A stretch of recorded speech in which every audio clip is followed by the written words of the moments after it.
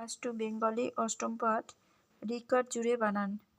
ছবি দেখে শূন্যস্থানে রিকারযুক্ত বর্ণ বসাও। প্রথমে নৃপ, শৃগাল, সরীসৃপ, ঋষি। নাম্বার 2, ঝুড়ি থেকে বর্ণ নিয়ে সঠিক জায়গায় বসাও। ঝুড়িতে কতগুলি বর্ণ দেওয়া আছে, এই বর্ণগুলি দিয়ে এখানে শূন্যস্থানে বসাতে হবে। তো এখানে প্রথমে আছে মৃণাল, পৃথিবী, তারপরে ঘৃত, তৃণ, হৃদয়, আদৃত। এরপরে 3 নম্বর, এলোমেলো বর্ণগুলি সাজিয়ে লেখো। প্রথমে এলোমেলো যে বর্ণটি আছে সেটি হবে সরীসৃপ, পরেরটি হবে গৃহহীন, পরেরটি কৃপান এবং কৃপণ।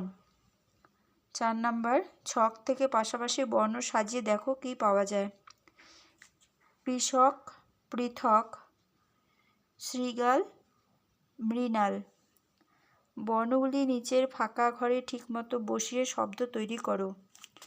প্রথমে হবে পৃথিবী, পরেরটি মাতৃভূমি এবং অপরিত।